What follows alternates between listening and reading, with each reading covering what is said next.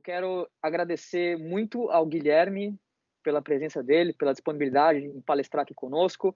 Para quem não conhece o Guilherme, ele é engenheiro de controle e automação, ele é proprietário da empresa RX Automação desde 2011 e ele atua no ramo de automação predial, na área de projeto, manutenção, instalação e comissionamento de sistemas de contratos, não é? Então, eu quero agradecer muito ao Guilherme por ele estar aqui conosco. Ele também tem um canal no YouTube, eu até coloquei para vocês aí na descrição da reunião, né, dessa palestra, para que vocês acessem o conteúdo que ele tem feito lá no YouTube. São vídeos muito bons para quem quer se aprofundar mais nesse ramo da automação predial.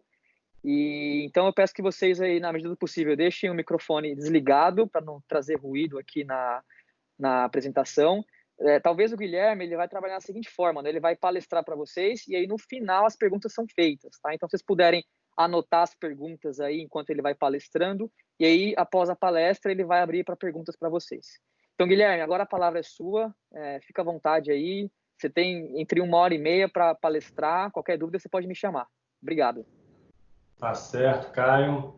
Obrigado ao Caio, obrigado ao professor José Ricardo também por essa oportunidade aqui, estar aqui. Também a Controller, né, que abriu esse canal aqui para que essa palestra aqui tão importante pudesse acontecer, né? E eu estava até dando um spoiler ali antes de começar, do principal motivo ali que me fez pensar nessa palestra, né? Dos sistemas de automação predial, a diferença entre os sistemas, que justamente é o seguinte: você coloca na internet automação predial, aparece Arduino, aparece um monte de coisa menos de automação predial, né? E é um mercado muito amplo no Brasil, né? Muitas e muitas edificações com esse sistema, uma carência de mão de obra qualificada, né? E aí surgiu então essa oportunidade dessa palestra. Então vamos lá, né? Sistemas de automação predial. Então os tópicos, tá, dessa apresentação, vou me apresentar rapidamente. Vou falar aí dos sistemas de automação industrial predial residencial, tá? Vou falar sobre os pilares da automação predial. Depois vou trazer um estudo de caso. E aí eu falo sobre um sistema que controla sistemas. Isso aí eu vou falar sobre redes neurais, vou falar sobre internet das coisas, inteligência artificial, né? Tudo relacionado aí com a automação predial. E no final aí só um posicionamento sobre o mercado de trabalho. Tá certo? Então vamos lá. Sistemas de automação predial, a diferença entre industrial, predial e residencial. Vamos começar ali com os primórdios da automação, né? Então, gregos e árabes sempre perseguiram, essa intenção de medir o tempo corretamente. Eu acho que isso é até da natureza humana. Tudo que é repetitivo a gente quer tornar automático, né? Para facilitar a nossa vida, né? Então, lá no ano de 300 a.C., esse egípcio aí, que está com o nome vermelho, eu não vou arriscar, vocês podem tentar falar, e pode ficar meia hora tentando falar esse nome.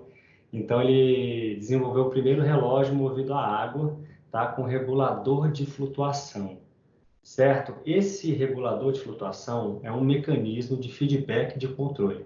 Então, se vocês me permitirem, eu sei que tem 3 turmas, não sei o grau de você, mas eu vou fazendo algumas analogias aqui, tá? Ao longo da apresentação, tá? Então, o que é um feedback de controle?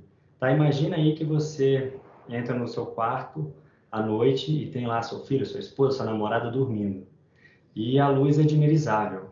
Então, você começa a acender, né, com aquele potenciômetro vagarosamente, e conforme você vai vendo ali a intensidade luminosa, você regula para mais ou para menos ali um potenciômetro.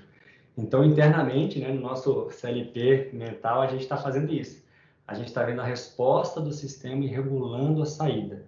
Então, isso é um feedback de controle, né? Então, lá, 300 a.C., desenvolveram o primeiro sistema, né, com esse recurso, certo? E aí, bom, naquela época, as viradas tecnológicas, né, demoravam às vezes séculos, né? O que hoje, às vezes, uma tecnologia, às vezes, dobra de capacidade a cada 3 ou 4 anos. Antigamente, isso aí, às vezes, era 1, 2 séculos. E, naturalmente, aí que só lá em 1760, na Revolução Industrial, né, que toda essa parte de automatismo ganhou força, né? Eu não vou entrar muito, tem muito especialista em automação industrial, né? Mas foi nesse momento aí que eles, então, precisaram fazer moinhos de grãos, máquinas a vapor com regulador de pressão, certo? E aí, né, teve essa tendência do maior desenvolvimento desse tipo de sistema, né, com esses feedbacks de controle automatizados. Tá? Então, automação industrial. Tudo que você produz aí em grande escala, em processo sequencial, você vai precisar de automação. Não existe indústria sem automação, né? Se você faz um processo aí que não é automatizado, você tem uma produção praticamente manual, né? E por quê? Porque na indústria você precisa de precisão e velocidade e repetibilidade, tá? E a automação, ela entrega isso. Tá? E um recurso muito interessante na automação industrial é que ela trabalha sempre com redundância de hardware, de software e de rede. Então é muito comum você ouvir o termo hot standby. E o que que é isso? O que que é esse termo hot standby? Standby é aquilo, né, quando você desliga a televisão, fica aquela luzinha vermelha, ou seja, a televisão está pronta para operar. Então, você tem um hot standby quando você tem, suponha, um hardware em hot standby. Você tem dois hardwares prontos para operar, um operando e o outro ali acompanhando. Se esse falhar, o segundo entra. Então, você tem isso para software e você tem rede, né, em anel. Né? Então, assim, e por que isso? Porque uma linha de produção parada pode custar, às vezes, milhões, né? Então, eles investem muito, são equipamentos que têm um preço elevado, né, pela velocidade de processamento e também pela precisão. Né? Por exemplo, é igual a câmera do seu celular. Se você tem umas câmeras que são melhores, né, então você tira a foto não sei quantos mega e o tamanho do arquivo é muito grande. Então você precisa de mais espaço, mais memória. Então, quando eu tenho uma informação de um sensor e eu quero pegar aquela informação bem precisa, eu preciso ali de mais bits para armazenar aquilo e para processar, né? Então, a automação aí industrial, ela tem esse detalhe, né? E o que que tem aí? Quais são os protocolos, né? Você tem, aí o pessoal é especialista, né?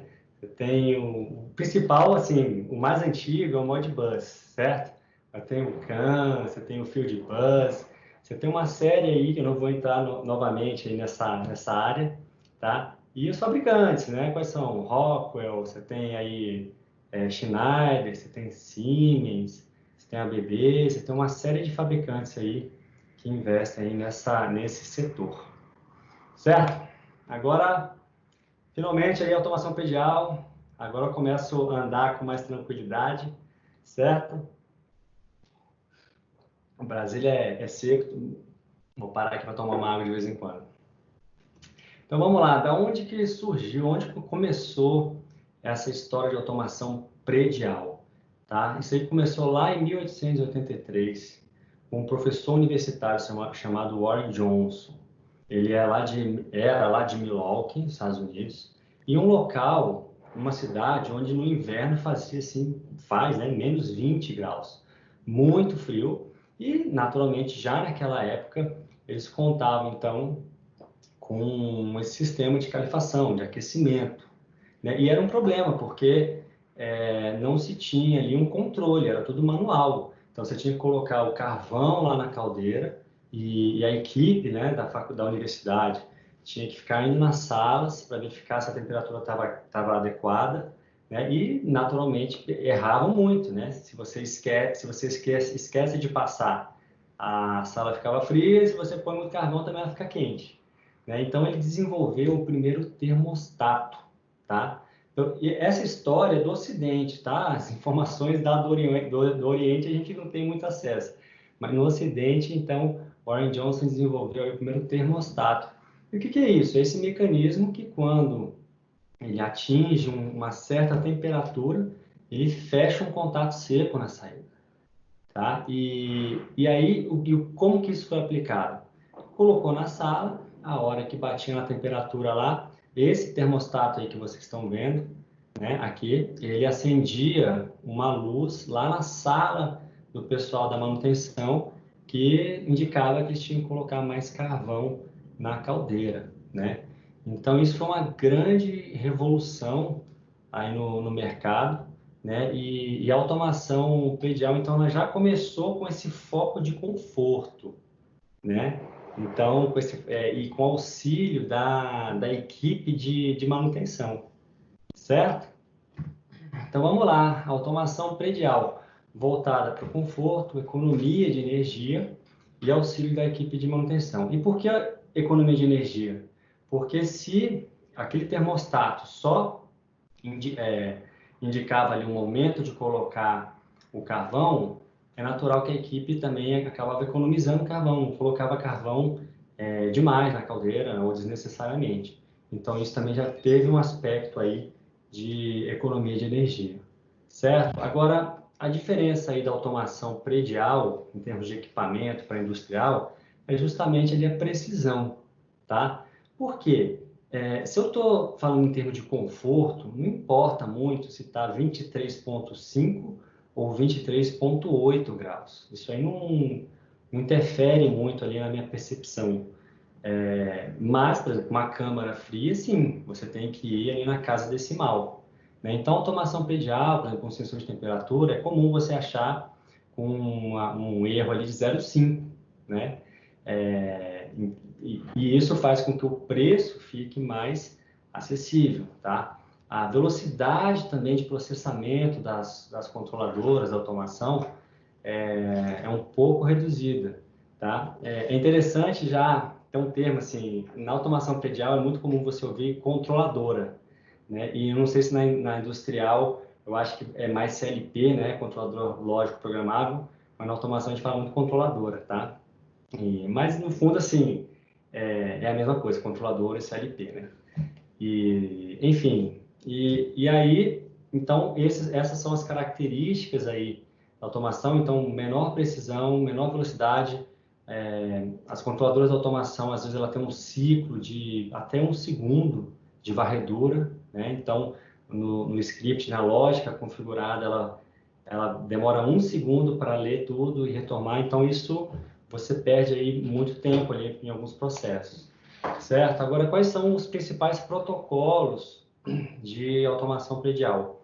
Modbus, né, que também é um protocolo da indústria, tá? E o BACnet. O BACnet ele foi um protocolo que ele já foi assim criado aberto, né? Antigamente as empresas mantinham a sua tecnologia como um segredo industrial, né? Então, assim, cada fabricante tinha lá o seu protocolo e ele não conversava com os demais. Mas é natural que eles viram a necessidade de fazer essa integração, né? Se você pega hoje, você tem assim, nos Estados Unidos ali você tem uma lista de mais de 50 fabricantes de equipamentos de automação, né? Então seria impossível, né, você ter um mercado tão amplo, atender o mercado com protocolos fechados, né? E o BACnet já nessa era globalizada, ele já nasceu com esse objetivo de justamente alinhar todo mundo ali no mesmo protocolo, mesma forma, mesma linguagem, desculpa, né? Protocolo de comunicação é como um idioma, né? É um português, né? Português, inglês, então o BACnet é um desses.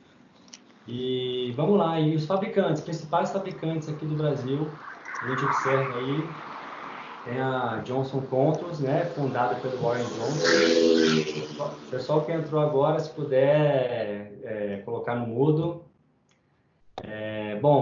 Honeywell, Automated Logic, você tem a Ayrton, você tem o Delta, você tem a Schneider. A Schneider está em todas, tá? A Honeywell também está em todas, estão em todas as automações. Tá? Então, esses são os principais, agora é uma lista imensa, tá? Me desculpa aí se eu não citei algum fabricante que você trabalha, conhece, mas é bastante. Bom, aqui eu trago já mais para frente vai ter um estudo de caso mais completo, mas essa aqui foi uma das minhas primeiras experiências profissionais, né? Então, eu estava trabalhando numa multinacional e eu fui fazer automação de uma estação de tratamento de água, tá?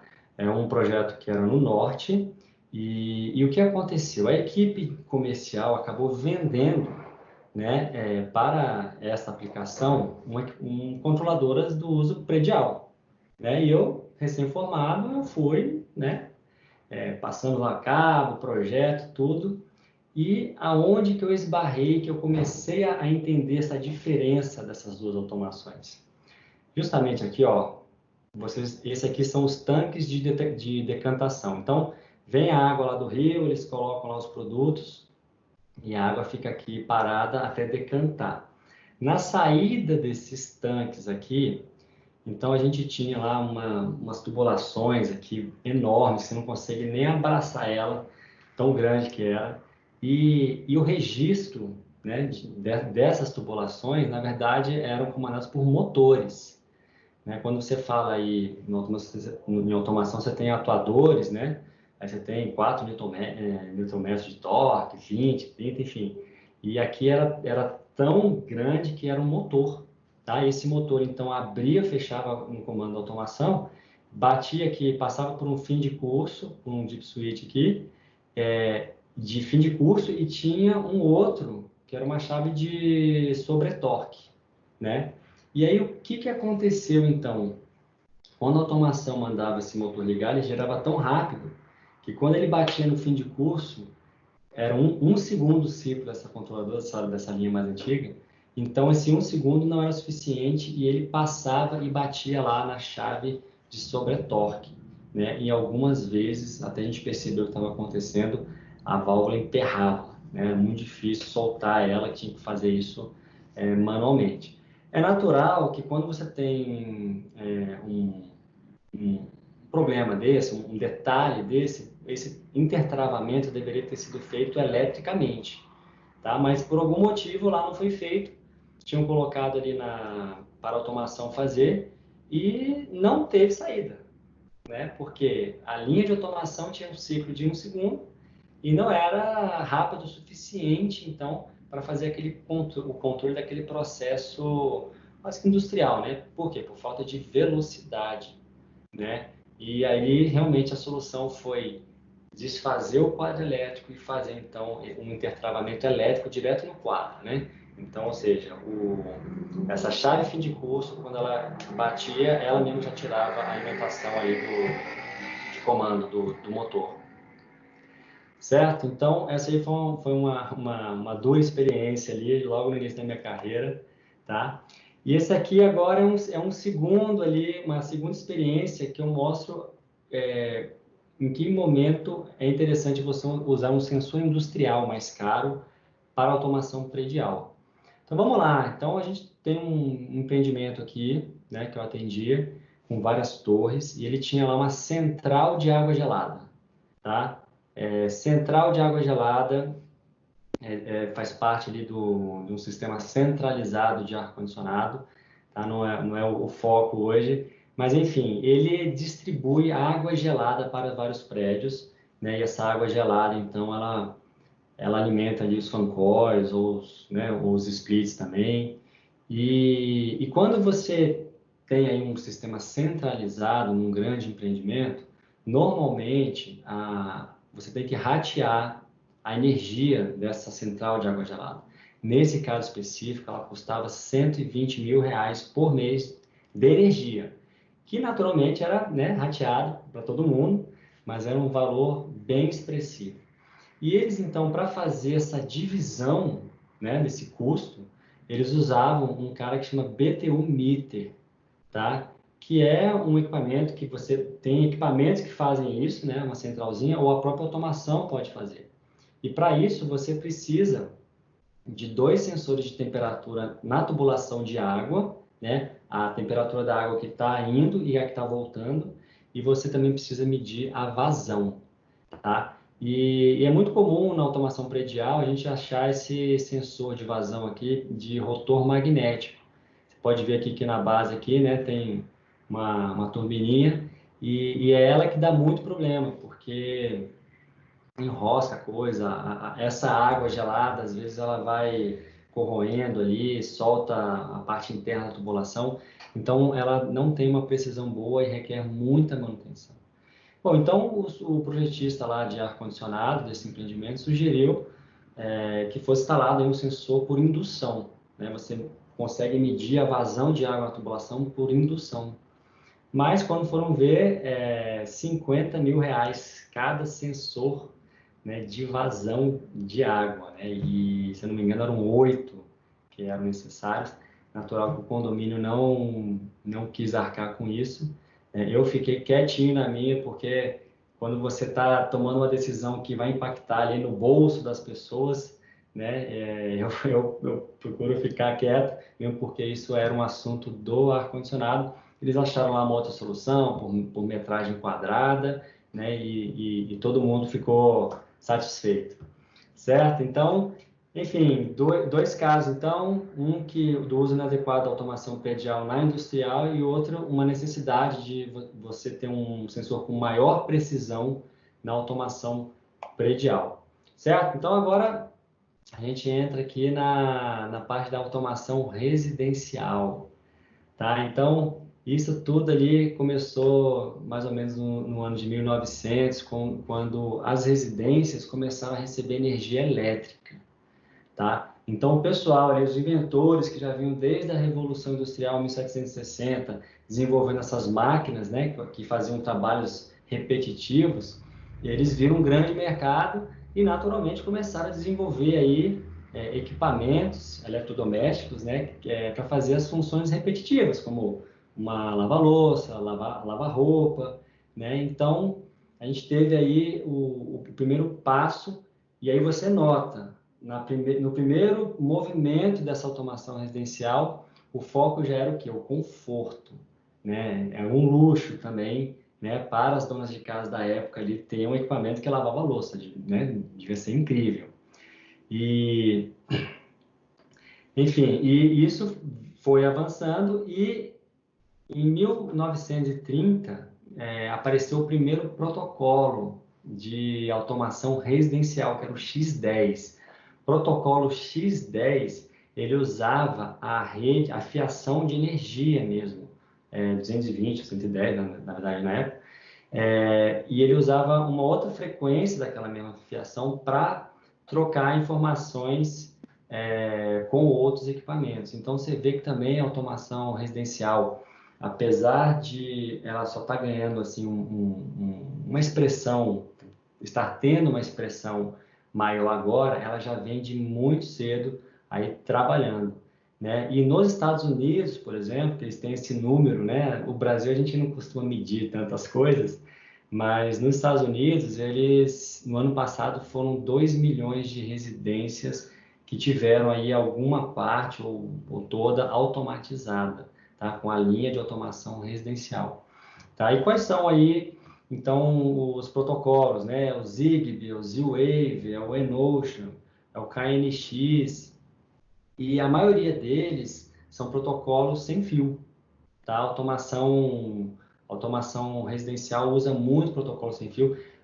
O KNX, ele é cabeado, tá? Tem outros protocolos também, da Schneider ali, que são cabeados. Eu já trabalhei também no início da minha carreira, trabalhei, se não me engano, 1 ano, mais ou menos, com automação residencial, e realmente eu acho que ela só ganhou expressão nessa linha sem fio, porque, só um exemplo, por exemplo, você vai fazer um controle de iluminação, tá, de uma casa, assim, de um quarto. Quando você tem um sistema convencional, você, né, só manda ali o fase, o neutro, o retorno e você consegue fazer, né, o liga-desliga local. Quando você vai controlar isso pela automação, você tem que ter um par de fios, que é o comando, que vai lá para a luminária, e outro par de fios que tem que ser numa infra separada, porque um é sinal, outro é comando, né? Um é 220, 110, 220, outro é sinal, né, de baixa tensão de 5, 12 volts, lá para o pulsador. Então, assim, ficava muito caro instalar essa automação, né? Ainda mais com os equipamentos, por exemplo, uma persiana automatizada cara até hoje. Então, além do sistema, da estrutura, do cabeamento, também tinha isso. Então, com esses protocolos sem fio, a única coisa que eles pedem é que todas as caixas ele tenham um neutro, né? E aí o próprio interruptor e as luminárias, elas, né, fazem essa rede mesh, que um vai conversando com o outro, e eles vão aí atendendo toda a residência, tá? E eles são facilmente também instalados em residências com sistema, por exemplo, elétrico convencional. É fácil você adaptar isso, tá? Os fabricantes aí, Crestron, Lutron, Neocontrol, Fibaro, Control4. A Fibaro, assim, que eu conheço também, ela é tipo um maquinete, ela integra todo mundo, faz com que vários fabricantes, vários dispositivos conversem entre si, tá? E essa onda, né? No meio disso aí tudo tá o Arduino, né? Que, como eu falei, você digita na internet automação predial, aparece lá Arduino, né? Então, essa confusão. Certo? E agora eu trago aqui um ponto em comum da automação predial com a automação residencial, tá? Você pode ver que a automação predial, ela se mistura com todo mundo. Então, é um ambiente, nesses ambientes aí de escritório, por exemplo, as empresas buscam a, a eficiência energética também pelo sistema de iluminação, tá? Então, como que funciona um sistema assim para você economizar energia num escritório, né? Nessas áreas de open space, que são esses espaços abertos aí com essas baias. Então, nos locais próximos à janela, não há necessidade de você ter a luminária ali a 100% de intensidade, tá? Mas já na área interna, sim. Então, a automação de iluminação, ela usa sensores de luminosidade, tá?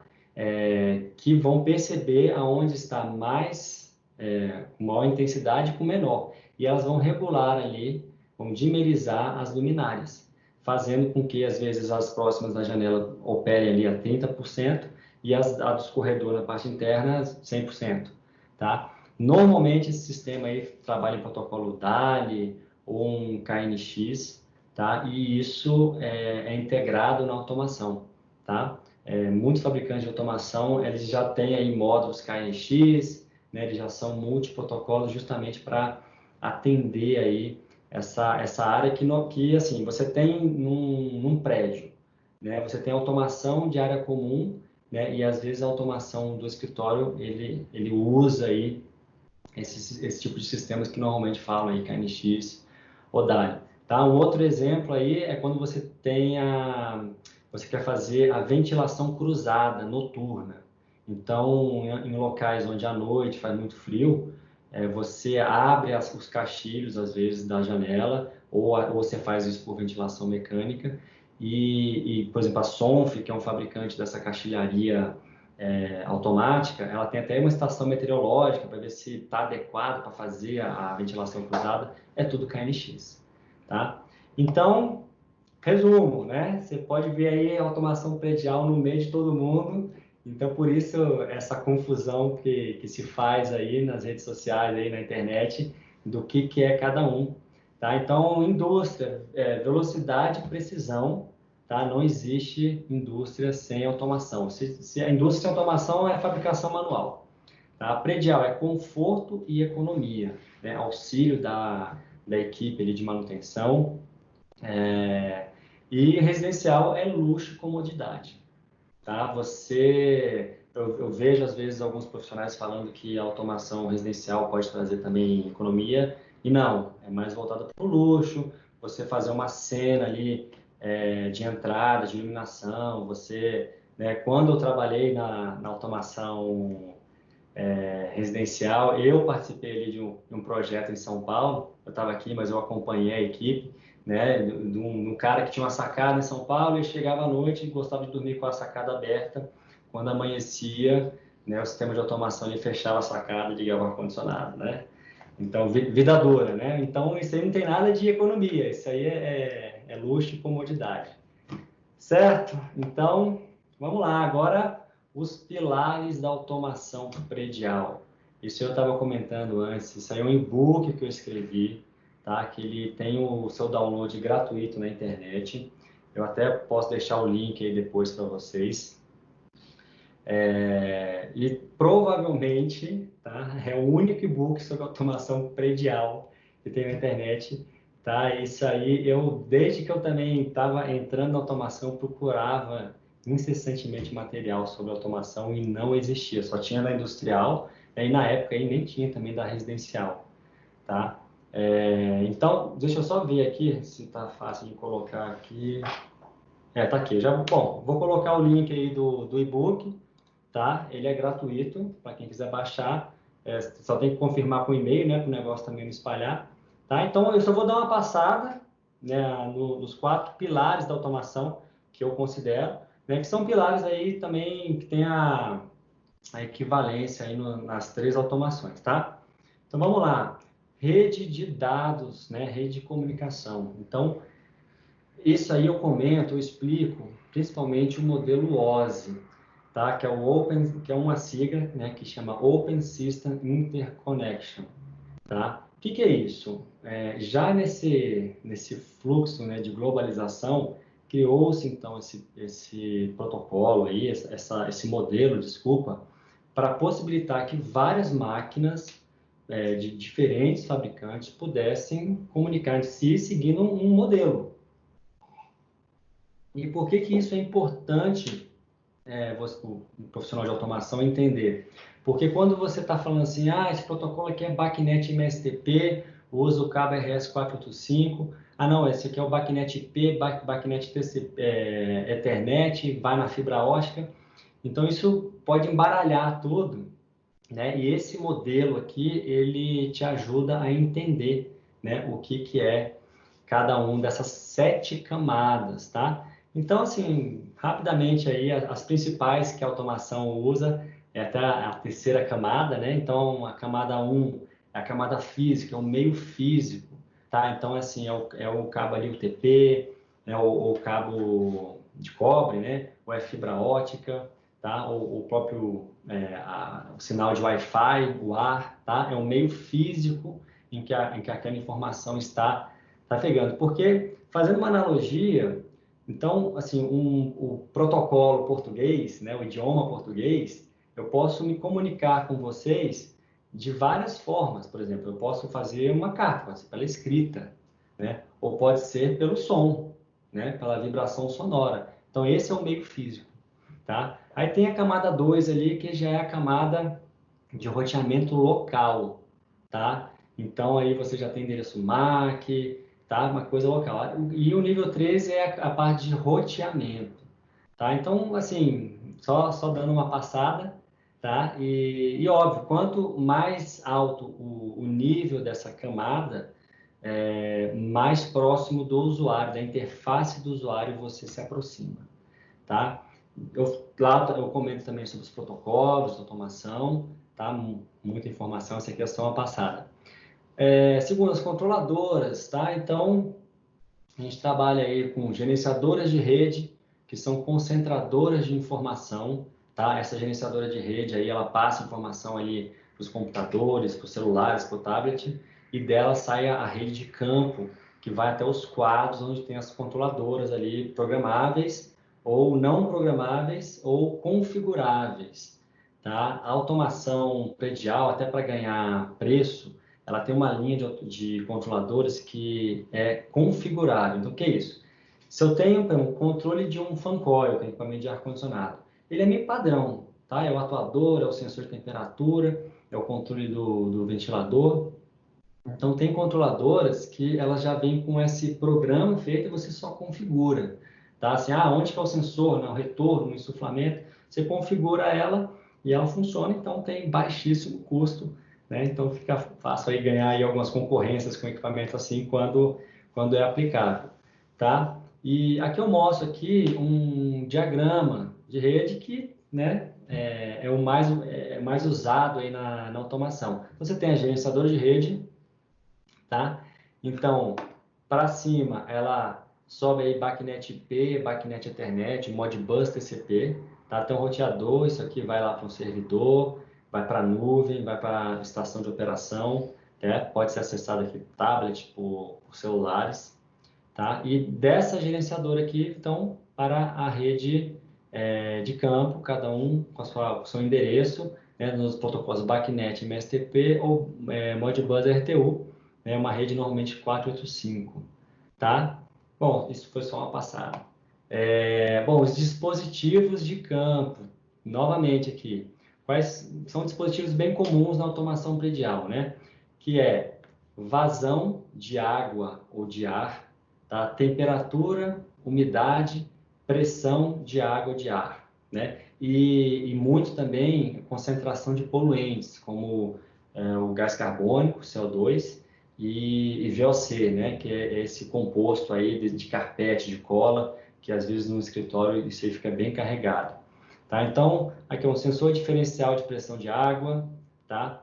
Tá aqui de novo aqui o sensor de vazão, né, rotor magnético, sensor de umidade, às vezes de temperatura embutido, sensor de pressão absoluta, né, esse aqui no caso é de água, mas também tem de ar, né?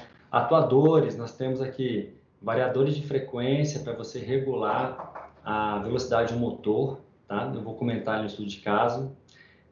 Atuadores ali com damper, quando você quer fazer uma restrição ali de um fluxo de ar, tá? Ou de um fluxo de água gelada também, uma tubulação. Você usa esse laranja aqui, né? Esse atuador. Aqui um relé de corrente, para você às vezes ver se um equipamento está ligado ou desligado, ou seja, você passa a fiação por dentro desse buraco, quando tem corrente elétrica de uma amperagem passando, ele consegue identificar, né, por indução, o funcionamento. Tá? E um sensor aqui de CO2 de ambiente. Tá? Então, esses aí são os dispositivos de campo. E o quarto pilar da automação predial é o software, tá? Que é a interface ali com a operação, com o usuário. E tem aqui, então, tela gráfica, tá? Às vezes com esses gráficos de tendência. É muito importante para quando você chega ao empreendimento e você ainda não conhece ainda o sistema, como ele está funcionando, a tela gráfica ajuda muito você entender o sistema, né? E ela, assim, é o que o cliente leigo gosta de ver, né? É por isso que a automação a gente é sempre o último a entrar, é o sistema esquecido. A gente é sempre o último a entrar e o primeiro que eles querem que fique pronto. Por quê? Por causa disso, porque você põe lá uma tela gráfica, né? Você tem lá os outros sistemas também relacionados e eles querem mostrar isso lá na central de segurança, na central de automação. Então, aqui a gente tem uma operação pela raiz, pela árvore do sistema. Tá? Normalmente, quando você já se habitua, já está acostumado com aquele sistema, você acaba preferindo operar aqui pela árvore do sistema. Por quê? Porque aqui estão todas as informações e fica mais fácil. Tá? Na automação também, eles trabalham muito com esse dashboard, tá? Que é um quadro resumo.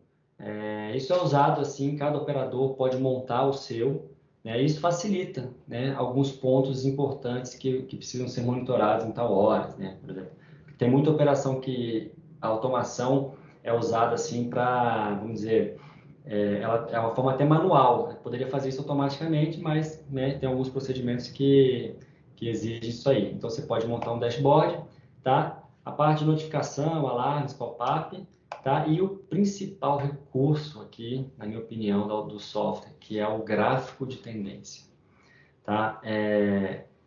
Isso é uma coisa que eu observo muito.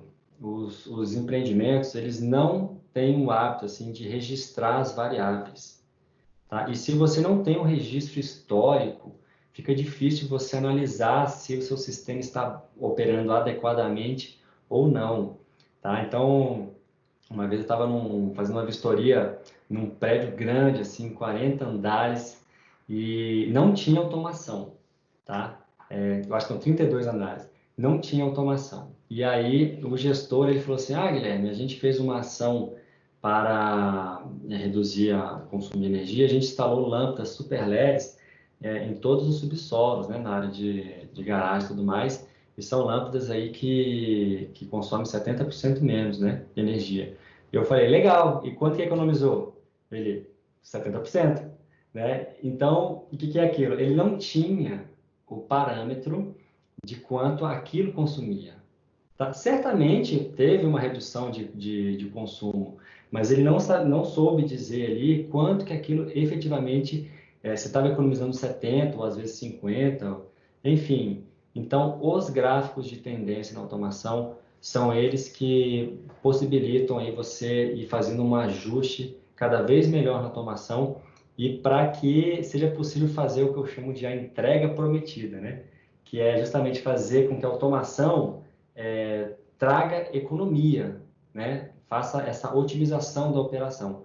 Porque se você também não tem um sistema muito bem instalado ali, com esses históricos e tudo mais, acaba que vira só um liga-desliga remoto, né? E um loop de controle desregulado pode até jogar no time contra, né? Ele pode até reduzir a vida útil para fazer aí um equipamento ciclado. Tá? Bom, então agora vamos para um estudo de caso. Vão anotando as perguntas, tá? No final aí a gente abre. Aqui eu trago um estudo de caso muito interessante, tá? É um empreendimento aí nas Nações Unidas, na Avenida das Nações Unidas, um empreendimento novo. Um sistema de automação novo também. E eu fui chamado ali para fazer uma vistoria em todos os sistemas, né? Então, quais são? Porque quem trabalha com o pessoal da controller aí, sabe, né? Quando você fala, as empresas que instalam automação predial são chamadas de empresas integradoras. E elas normalmente trabalham não só com automação predial, mas também trabalham com sistema de CFTV, que são essas câmeras de monitoramento, né? Também hoje está bem difundido isso. Sistema de detecção e alarme de incêndio, tá? E tem o sistema de controle de acesso. Tudo isso pode ser integrado na automação. Tá? Quando você fala em sistema de automação predial, você pode partir assim, para duas soluções. O sistema integrado é quando você tem esses 4 sistemas aí comunicando e trocando as informações que são importantes para um para outro, dependendo da estratégia ali, né, e o objetivo. Mas o que se vê também é muitas ilhas de automação.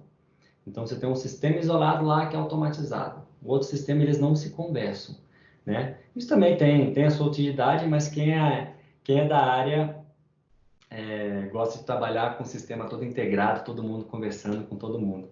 Certo? Então, eu estava vistoriando aí esses 4 sistemas, né, principalmente de automação. Eu começo com a parte física ali, vou nas instalações, vejo se tem ali os sensores estão bem instalados, a identificação, os quadros, né? Porque isso aí pode muito contar. Quando você entrega uma obra, é uma coisa, você está entregando ali para um uso imediato. Quando você vai fazer uma fiscalização de qualidade, você está olhando para aquele empreendimento para daqui 20 anos. Se aquela instalação ela vai suportar ali um período de utilização, certo? Então, eu estava lá, terminamos a vistoria física e fomos lá para a sala de automação. E por um acaso, eu ouvi ali o pessoal comentando sobre um mau cheiro. Vou chamar de novo. Calma aí. Não é nada comigo não aí, né, Caio? Tô vendo aqui só o chat. Se for, eu vi aí um relato de mau cheiro, tá? Mas não era para automação, tá? Normalmente, vocês vão ver aí que a automação ela acaba sendo envolvida em todos os problemas do empreendimento, porque como é um sistema que interage com quase todos, quando tem um problema, né, e o pessoal não sabe o que é, a primeira saída é, não, a culpa é a automação, o problema da automação. Mas neste caso não era, um mau cheiro. E eu pensei, prédio novo, é o prédio novo e, sei lá, deve ter entupido ali uma tubulação hidráulica e, enfim, e toquei. E aí, bom, eu comecei a olhar para o sistema de ar-condicionado e eu só vou, né, fazer aqui um parênteses e explicar rapidamente aqui, para vocês conseguirem entender. Bom, para quem não sabe, isso aqui é um fan coil, tá? Ele tem uma atuação similar aí ao de um split, esse ar-condicionado convencional, tá? Então, quando você tem uma sala pequena, um split, que é você tem uma unidade evaporadora que vai dentro, né, do ambiente, e a condensadora que vai do lado de fora, tá? Quando você vai atender aí uma área maior, né, de um empreendimento, você usa esse fan coil, tá? Que ele é uma unidade maior. E como que ele funciona? O ar aqui, ó, seguindo aqui o laser aqui, ele entra aqui, ele passa aí por 1 ou 2 estágios de filtragem de ar, tá? Então, o ar vem do ambiente, passa aqui por filtros de ar, e depois ele passa por essa serpentina aqui, tá? E como que funciona isso? Isso aí é similar aí ao processo do chopp, né? Então, você tem lá um barril de chopp, e quando ele sai no copo, ele está gelado. O que que acontece? Do barril até o copo, ele passa por uma serpentina que está ali envolvida em gelo, tá? Então, essa serpentina metálica, então ocorre a troca de calor, então o chopp fica gelado e o gelo derrete, né? E o chopp sai gelado. Então, aqui é similar, tá? Então, você tem dentro dessa serpentina aqui, tá? Que ela faz assim um zigue-zague, um fluido gelado, tá? Que é a água gelada. Eu até coloquei aqui a CAG pequenininha aqui, tá? É a água gelada, então ela tá ali a 6 graus, 7 graus, depende, né? Então ela entra e troca calor com o ar que está passando por ali e retorna ali a 10, 12 graus para a CAG, para depois ali né, no processo da CAG ela voltar então a 6 graus. E aí, então, esse ventilador ele devolve para o ambiente esse ar, então, aí, climatizado. Aqui em cima está, né, uma foto pequena aqui do que é um fan coil mesmo, tá? Um real, tá? Então, esse aqui é assim que funciona um fan coil. Esse outro esquema aqui, tá? Eu já mostro como que vai funcionar o sistema de ar-condicionado e ventilação mecânica. Então, vamos lá. Você tem aqui o ambiente, certo? O ar vem aqui pelo duto de retorno. Então, você tem, neste caso aqui, esse ventilador auxiliar, mas às vezes não tem, tá? Às vezes só esse ventilador ele já é calculado para dar pressão negativa para puxar esse ar aqui.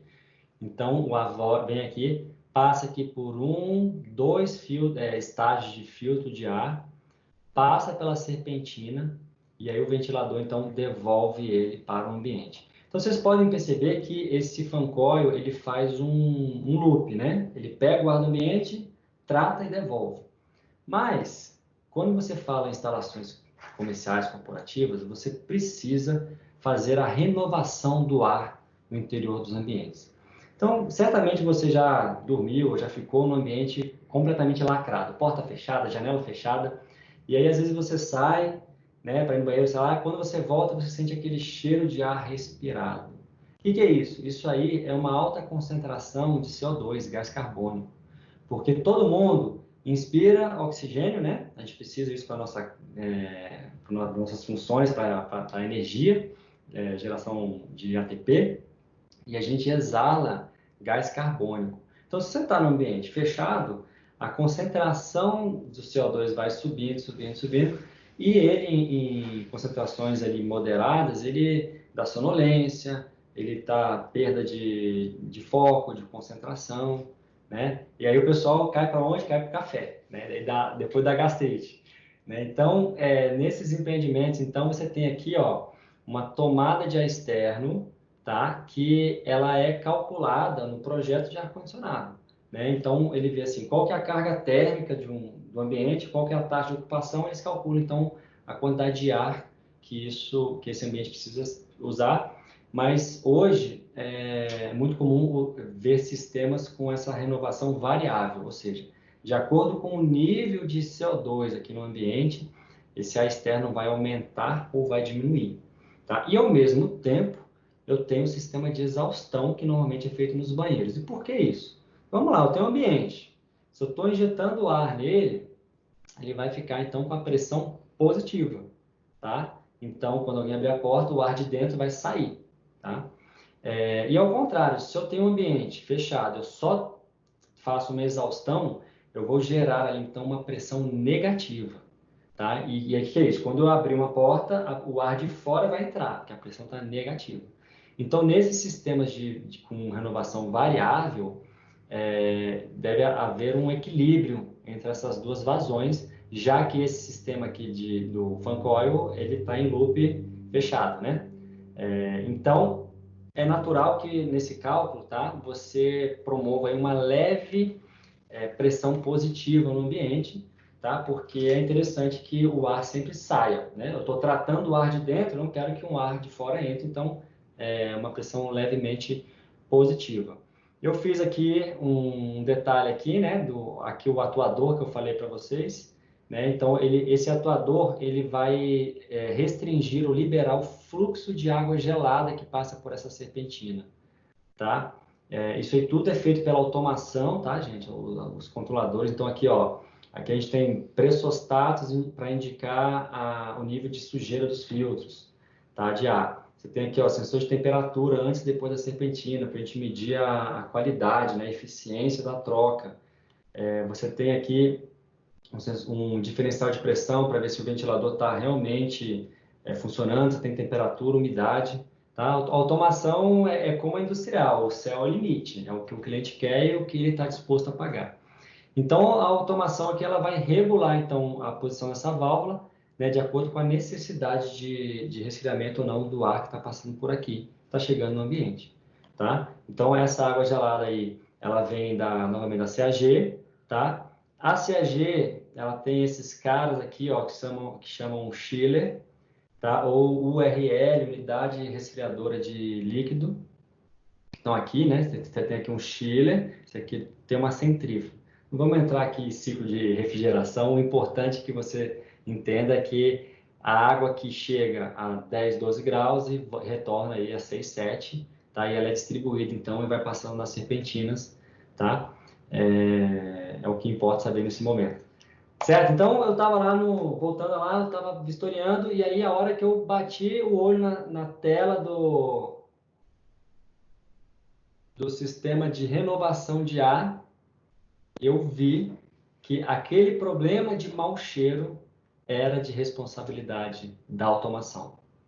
Então olha só, lá eles têm 3 VAVs, que são equipamentos que regulam a vazão de ar dentro de um duto. Então lá eles têm VAV fazendo esse controle da vazão de ar externo e da vazão de ar de exaustão dos banheiros. Então você tem uma de ar externo e você tem 2, um em cada banheiro, tá? Então você pode ver aqui que tem um set point. O set point é o valor desejado. Então assim, eu quero que o sistema busque esse valor. Então, o set point de ar externo era de 2.600 metros cúbicos por hora. E o de exaustão dos 2 banheiros somados era 1.000 mais 1.300. Então, 2.300. Conclusão, eu ia ter aí 300 metros cúbicos a mais, né, de ar externo, e isso ia promover o quê? Uma pressão levemente positiva no ambiente. Tudo certo. Mas uma coisa é o set point, outra coisa é o valor presente. E olha só, por algum motivo, tá? Olha a vazão de ar aqui dessa caixa aqui que estava no ar externo, 11,29, e ela estava 100% de abertura. Tá? Então isso para mim já indica que aquele atuador, aquele laranjinha, soltou do eixo do damper. Isso aí já estava claro, uma necessidade aí de manutenção ali, né, preventiva ali mesmo do sistema. Agora olha só, injetando 11,29 e tirando 21,37, ok? E esse aqui 1.280. Então eu estava tirando basicamente 1.200 metros cúbicos por hora e não estava botando ar externo. Eu estava promovendo o quê? Uma pressão negativa no sistema. E quando você tem isso, essa pressão negativa começa a puxar cheiro de ralo, começa a puxar cheiro de poço de elevador, de tudo quanto é lugar, né? O meu fan coil, por mais que ele filtre o ar, ele não vai conseguir. E aí, ali, né, era uma reclamação de uma empresa grande que tinha alugado ali, eu acho, 4 ou 5 andares de lajes corporativas, tá? E ela estava com essa reclamação. Então, qual que foi a recomendação aqui? Primeiramente, fazer a manutenção nessas caixas de VAVs, dos dampers, né? Porque olha só, esse aqui estava 16% aberto com 1.200 de vazão, né? Então também não está adequado. E fazer então, você regular a taxa de ar externo com base na concentração de CO2 e VOC, que ela tinha esses sensores, e a exaustão, ela tem que ficar olhando para o ar interno, ela não pode operar sozinha, né? Então, Isso aí eu sugeri ali esse sistema de set point variável, tá? Que a gente já entra aí para as lógicas mais avançadas de controle, que são essas lógicas que trazem economia aí para o cliente. Tá? Então, o que foi interessante ali nesse estudo de caso é perceber que o profissional de automação predial e todas as automações, você tem dois desafios, né? Porque você precisa conhecer o sistema de automação, propriamente dito, tá? Controladora, rede, sensor, atuador, os problemas, rede intermitente e tudo mais. E você precisa saber o sistema a ser controlado, tá? A automação, né, entrando no novo tópico, é um sistema que controla sistemas. Tá? Então, na automação predial, você precisa saber um pouco de automação de ar-condicionado, de elétrica, de hidráulica. Por quê? Porque é impossível controlar algo que você não conhece. Né? Eu faço até uma piada aqui, que é por isso que homem nenhum nunca irá conseguir controlar uma mulher. Por quê? Porque a gente simplesmente não entende como elas funcionam. Né? Eu estou falando isso aqui na internet, ao vivo eu não ia falar que senão ia tomar uma sapatada, né? Mas enfim, é isso. Para você fazer um controle de um sistema, você precisa sim entender como ele funciona primeiro, tá? E aqui está o que então da... Aqui está, desculpa, Fernando. Foi só uma piada, calma. Então, os sistemas controlados, como eu citei, né? Então, elétrica, que é o monitoramento de energia, entrada em média, aí você tem controle de demanda, você tem rateio de energia, você tem que saber a hora de ponta, fora de ponta, sistema de iluminação, você tem toda a parte hidráulica, você tem o sistema de ar-condicionado, tá? E o sistema de ventilação mecânica. Esses são os desafios, né? E é por isso que eu acredito que tem essa escassez, né? Porque às vezes você encontra profissionais que são bons em automação, mas não entendem muito do processo, né? E vice-versa. Então, é um desafio e é bom ter esse desafio, porque quanto mais assim detalhe tiver, mais você vai se diferenciar nesse mercado que é grande, né? E tem muito espaço aí para o pessoal que conhece dos sistemas. Certo? Então, vamos lá. Automação predial, um sistema que controla sistemas. Então, agora eu vou falar aqui um pouco sobre a internet das coisas. E você vai entender por que que a automação, que nasceu lá em 1883 com Harry Johnson, ela já nasceu atualizada com o presente, tá? Internet das coisas é um termo aí utilizado para essa revolução dos dispositivos que nos cercam no dia a dia. Então, por exemplo, um relógio que normalmente, né, até então era usado apenas para medir horas e depois data, né? Hoje ele pega seu batimento cardíaco. Então, ele sabe, por exemplo, a qualidade do seu sono. Ele sabe se você está estressado, né? E ele tem essa capacidade de medir, armazenar, processar, né, e transmitir informação. Então, não adianta mais você tentar enganar o médico que está falando para você fazer exercício, que você está sedentário, e você chega lá e fala que fez exercício, e ele pega aqui, ele puxa as informações do seu relógio, e ele vai falar, ó, você pode até estar falando a verdade, mas esse relógio não é seu, então, né? Então, a internet das coisas é isso, é essa tecnologia embarcada que todos esses dispositivos que nos cercam ganharam nessa capacidade. Hoje você tem um frigobar, cervejeira, com app, né? Então o cara está chegando em casa, ele esfriar a cerveja, o frigobar lá, né, vai refrigerar. Você tem as geladeiras, as próprias televisões, tá? E aonde que a automação tá mesclada nisso aí? É justamente nessa capacidade que esses sensores de campo têm hoje, tá? Porque até então, até na industrial, você tem um sensor que emite ali um sinal elétrico, tá? E esse sinal elétrico vai para a automação, para o CLP, e aquilo vai na rede e sobe. E hoje você tem sensores e atuadores que eles já têm uma capacidade de armazenamento e eles já são IP já. Então, você passa de uma estrutura aí que é hierárquica, né? e você vai para uma estrutura matricial, ou seja, o sensor, às vezes de temperatura, no ambiente, num prédio corporativo ali, aquele sensor ele já tem sensor, temperatura, umidade, CO2, e ele já faz o controle do fan coil, tá? E ele já manda a informação direto para o software. Ele não tem que passar na controladora mais. Então, isso aí, e mais um pouco, desculpa, eu fui ler aqui e perdi a concentração.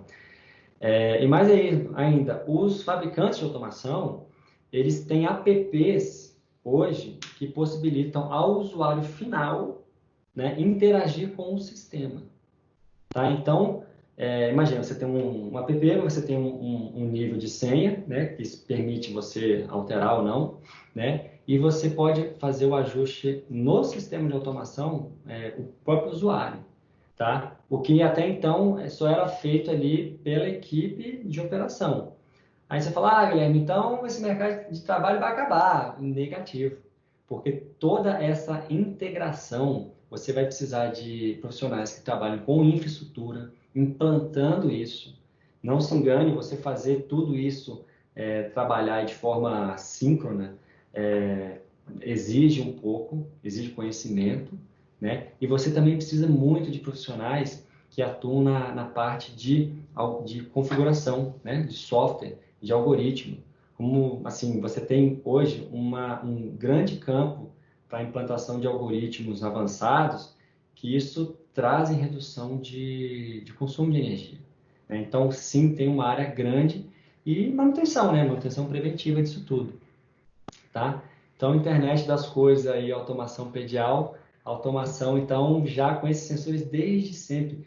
Quando a automação chegou aqui no Brasil, assim, a parte de predial, ela já tinha modem, já. Então, era uma coisa, assim, de você receber ali um e-mail, sabe? Era algo já muito além ali do tempo, né? Então, ela está ali sincronizada com o que a gente tem aí, certo? Bom, e automação predial e inteligência artificial. E agora? Né? Até nessa onda aí de... Pega mais água para mim, por favor.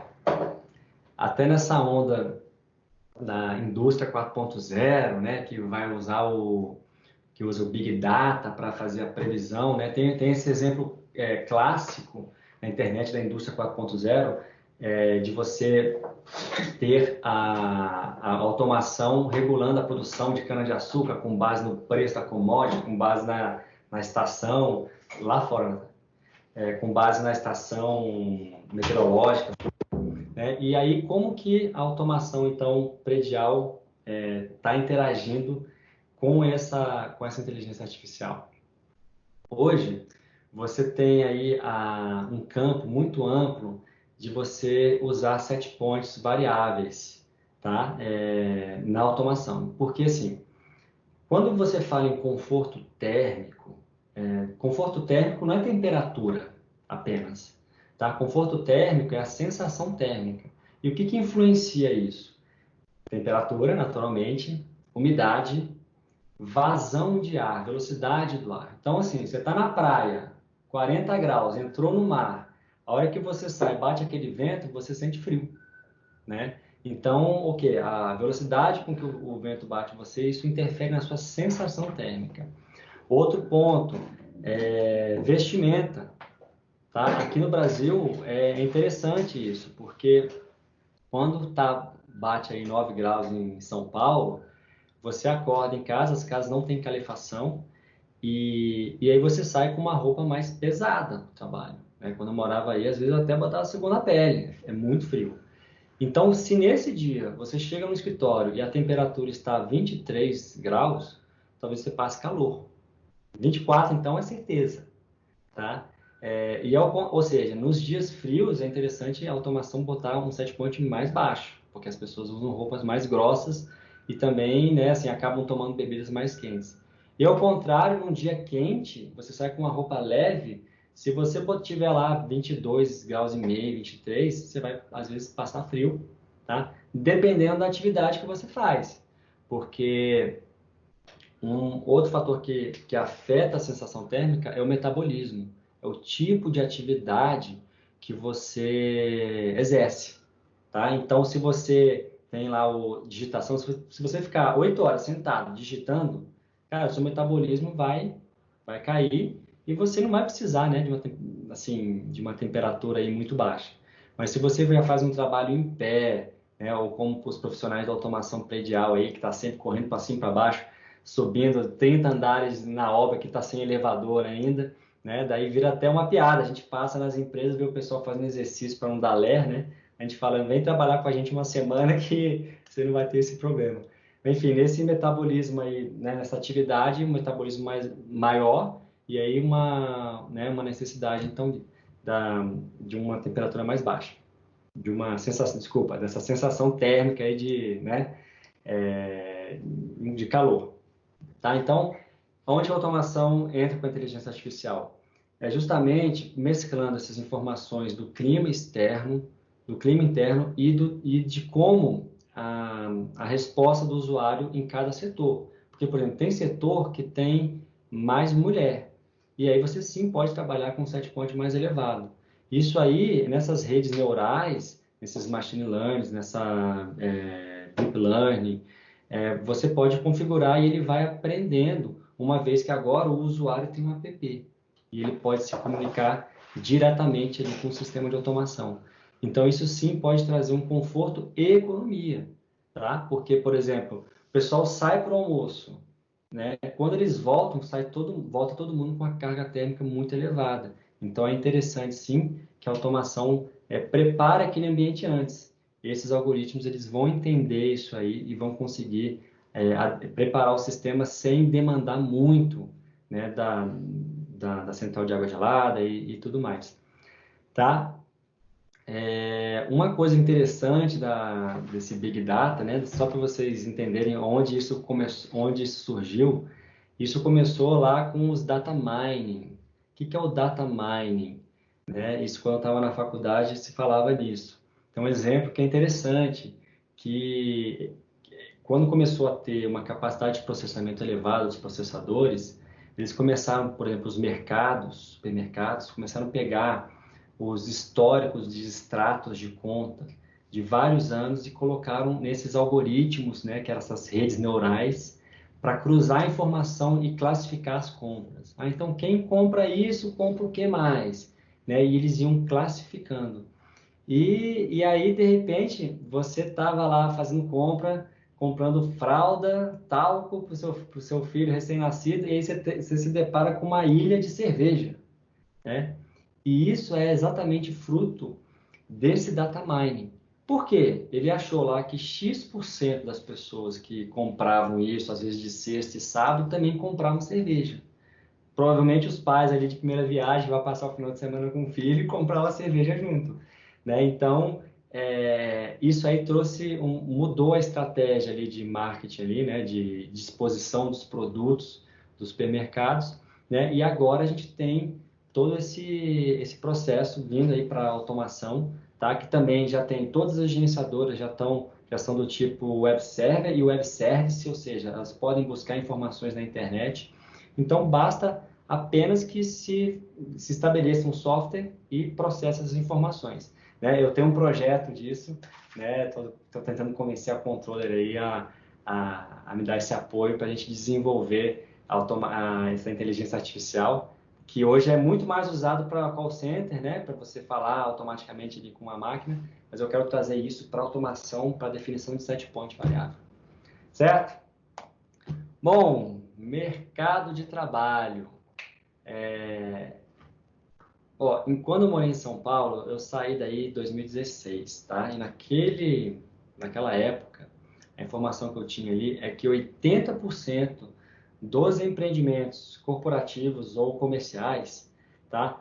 Me desculpa, só diferenciando, prédio corporativo é aquele em que o andar inteiro é uma laje. Você entrega aquilo no osso e quem vai alugar aquilo, normalmente uma empresa grande, ela faz a reforma, tá? E um prédio comercial são esses prédios que têm já salas menores, né? Às vezes para clínica, consultório, nada impede que alguém alugue um monte e faça uma reforma.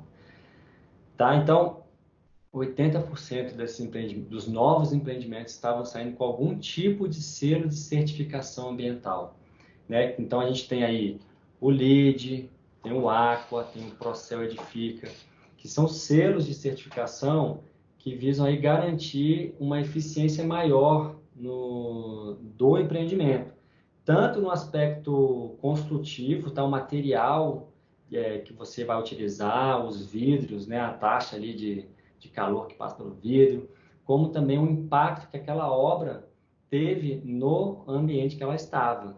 Tá? Então, são normalmente selos que analisam bastante, principalmente a parte energética, e um ponto em comum dessa certificação toda aí é que todas elas demandam de um sistema de automação predial, do mais básico ao avançado. Tá? Então, essas informações, né, não chegam para as pessoas. Eu tenho muita dificuldade quando eu falo assim, eu trabalho com automação predial. O que é isso, Guilherme? Lá vou eu, lá. Mas, no fundo, isso está muito presente em grande parte dos empreendimentos e isso fala por si só, né? Assim, todos os empreendimentos precisam, então, de profissionais para operar e manter esses sistemas. Aí você fala, Guilherme, e como que está aí, então, a questão da crise, né, da pandemia? Ó, as empresas que eu estou conversando estão me falando o seguinte, meus contratos não pararam, nem os meus da minha empresa, não pararam. Por quê? Automação, incêndio, CFTV e controle de acesso são sistemas considerados como essenciais. Então, está tendo, sim, uma redução ali do contingente, né, da necessidade ali de operação, mas os contratos não estão parando, né? Por quê? Porque os empreendimentos precisam sempre dessa operação. E aí, enfim, a controller aí, então, né, fazendo aí uma propaganda, que foi a controller, através da controller aí que eu cheguei aí até vocês nessa palestra, certo? Encerrando aqui, eu espero aí que vocês tenham gostado. Eu posso abrir agora para perguntas. Na verdade é o seguinte, né? Eu estou 15 minutos aí, né, antecipado. Eu tenho mais um estudo de casos, né? Daí, Caio, vai do que você decidir.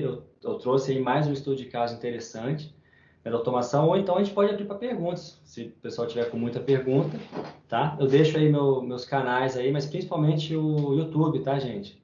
O YouTube aí é onde eu mais coloco vídeo sobre automação predial, tá? Eu estou fazendo esse trabalho de divulgação, estou lançando esses e-books, né? Porque, sim, o mercado precisa de profissionais nessa área com esse conhecimento aí abrangente, tá certo? Eu vou até colocar aí mais uma vez aí o link do e-book. Os canais aí vocês buscam aí por esses nomes. No YouTube é Guilherme Milanese AUT. Eu tive que colocar porque já tinha concorrente lá, tá? Mas de outro setor. Então é isso, Caio. O que que você prefere? Que eu fale aí mais no estudo de caso ou que já quer abrir aí para as perguntas? Guilherme, o tempo passou muito rápido, meu. Eu fiquei impressionado. Quando eu percebi, já foi o tempo. Eu acho que vale Já a foi. pena se você puder trazer esse estudo de caso para nós, eu acho que seria interessante. Tá, então vamos lá.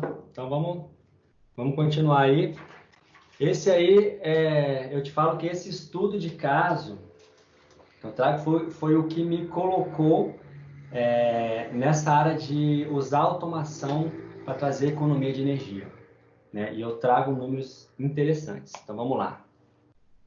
Voltando aqui então para o sistema de ar-condicionado, né? Então a gente tem um dispositivo que chama caixa VAV. Então está aqui novamente o ambiente do escritório lá. E aí então você tem o fan coil insuflando ar e antes desse ar chegar no ambiente, ali nos difusores, ele passa por esse dispositivo aqui que chama caixa VAV, tá? O que ele tem? Ele tem um damper aqui, tá? Que ele vai abrir ou fechar e vai permitir ou não um maior ou menor fluxo de ar aqui dentro dessa caixa. Aqui, ó, não sei se vocês estão conseguindo ver, tem uma cruzeta que você conecta ali o sensor diferencial de pressão de ar. Então, a automação, ela vai medir a pressão e aí tem uma fórmula que você, internamente lá no controlador, ela transforma isso em vazão, tá? E a gente tem aqui também as resistências de reaquecimento. Por quê? Vamos lá, deixa eu explicar para vocês aqui. Então, aqui tá aquele mesmo esquema de ar-condicionado, né? O fan coil, a externo e a exaustão. Mas aqui eu trago aqui, ó, então a gente tem aqui representado um fan coil insuflando ar. Esse ar, antes de chegar aqui nos ambientes, ele passa por essas caixas VAVs, tá? E antes de insuflar, daí tem o duto de retorno, então, tá? E volta lá pro fan coil, que está o ar externo, tá? Essas caixas VAVs, elas trabalham com um sensor de temperatura instalado em cada zona que a gente fala. Então, uma caixa VAV, ela atende aí uma zona, tá? Uma área, e ela tem um sensor de temperatura conectado.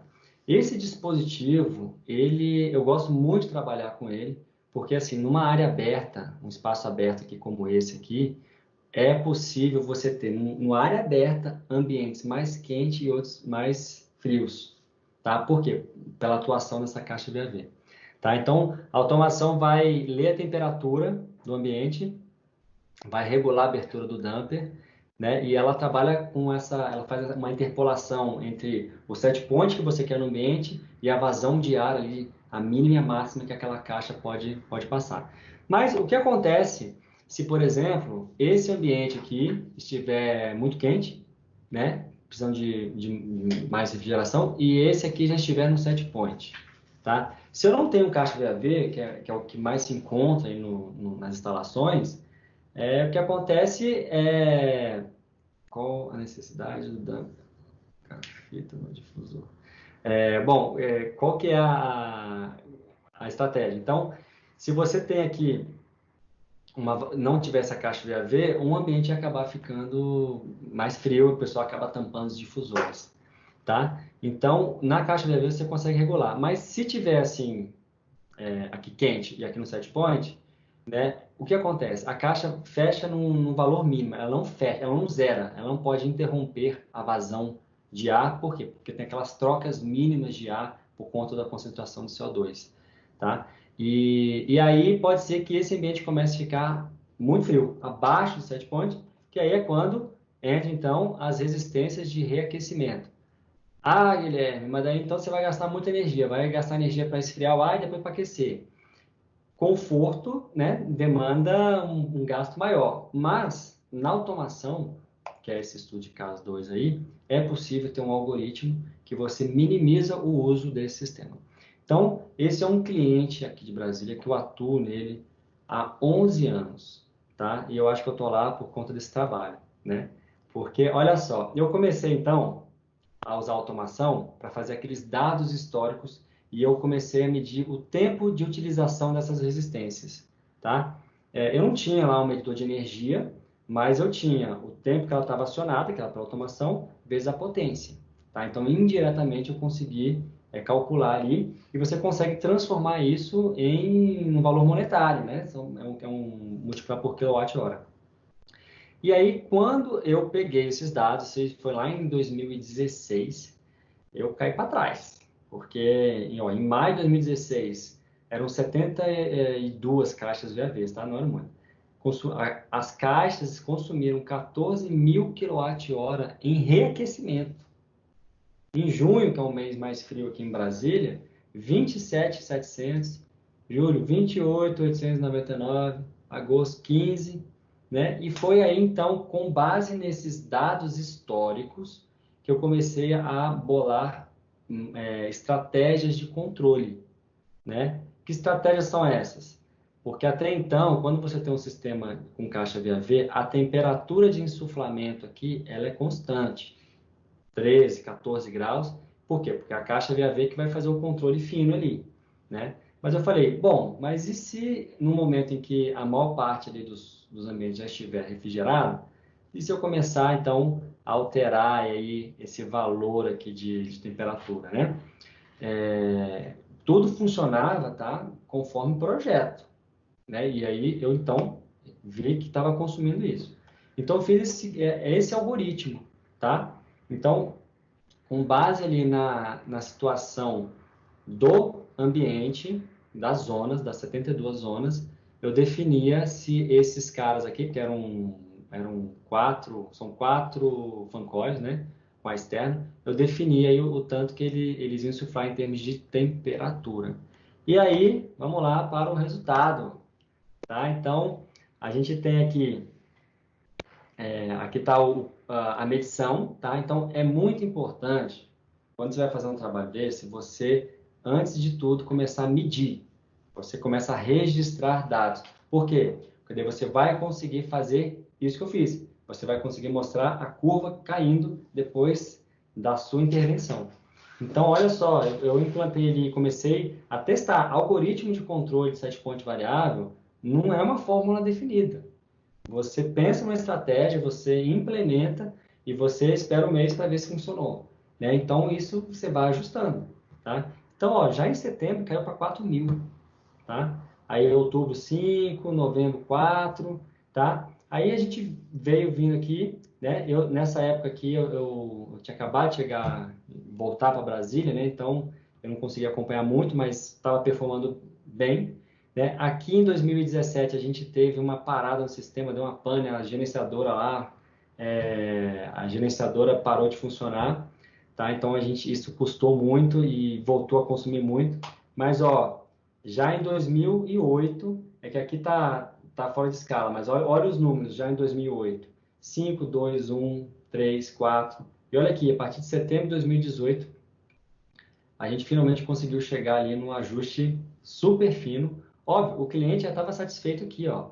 A gente passou de 27, 21, 15 para 4, né? 4, 5, né? Mas hoje, ó, o relatório aqui de abril consumiu 788 kWh, tá? Então isso aí é fruto desses algoritmos avançados de controle, né? E eu mando aqui para esse cliente todo mês esse relatório, né? E óbvio, né? Quando você consegue um resultado aqui como esse, você expande esses algoritmos para todo o sistema. Então lá tem a externa, então assim, ventilação cruzada, é bem interessante, né? E foi aí que eu comecei então a criar esse produto aí, né, dessa eficiência energética também, né, que é um trabalho que eu faço muito em São Paulo hoje. Tá certo? Então, mais uma vez aí, agora de verdade, agora acabou esse, deixa aí os canais de acesso e vamos abrir então para perguntas.